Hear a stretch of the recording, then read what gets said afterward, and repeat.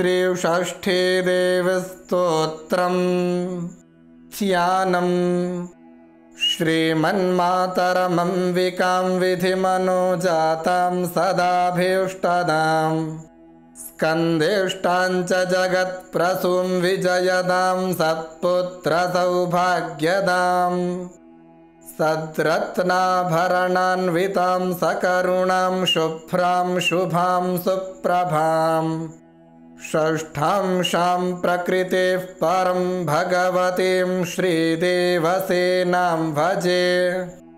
षष्ठांशां प्रकृतिः शुद्धां सुप्रतिष्ठां च सुव्रतां सुपुत्रदां च शुभदां दयारूपां जगत्प्रसूं श्वेतचम्पकवर्णाभां रक्तभूषणभूषितां पवित्ररूपां परमं देवसेनापरां भजे स्तोत्रम् नमो देव्यै महादेव्यै सिद्ध्यै शान्त्यै नमो नमः शुभायै देवसेनायै षष्ठी देव्यै नमो नमः वरदायै पुत्रदायै धनदायै नमो नमः सुखदायै मोक्षदायै षष्ठी देव्यै नमो नमः सृष्ट्यै षष्ठांशरूपायै सिद्धायै च नमो नमः मायायै सिद्धयोगिन्यै षष्ठी देव्यै नमो नमः सारायै शारदायै च परादेव्यै नमो नमः बालाधिष्ठात्रिदेव्यै च षष्ठी देव्यै नमो नमः कल्याणदायै कल्याण्यै फलदायै च कर्मणां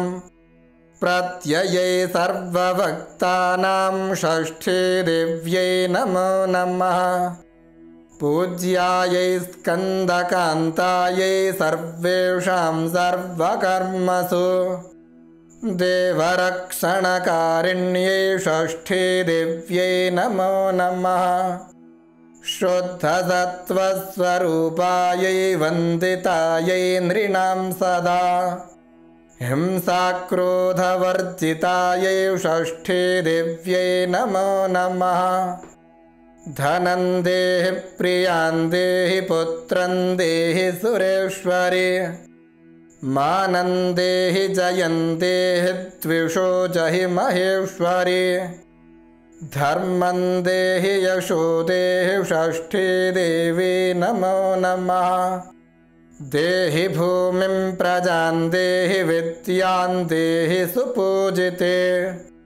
कल्याणं च जयं देहि षष्ठी देव्यै नमो नमः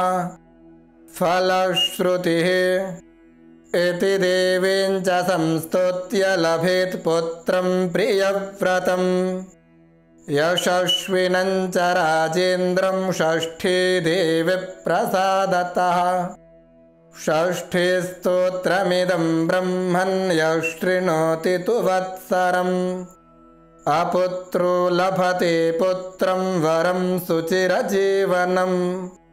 वर्षमेकं च या भक्त्या संस्तुत्येदं शृणोति च सर्वपापाद्विनिर्मुक्ता महावन्ध्या प्रसूयते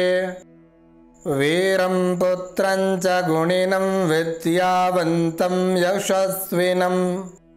सुचिरायुष्यवन्तं च सूते देवी प्रसादतः काकवन्ध्या च या नारी मृतवत्सा च या भवेत् वर्षं श्रुत्वा लभेत् पुत्रं षष्ठी देवी प्रसादतः रोगयुक्तो च बाले च पिता माता शृणोति चेत्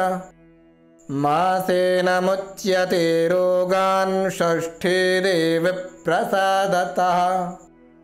जय देवी जगन्मातज्जगदानन्दकारिणी प्रसीद मम कल्याणि नमस्ते षष्ठी देवते इति श्री षष्ठी देवी स्तोत्रम्।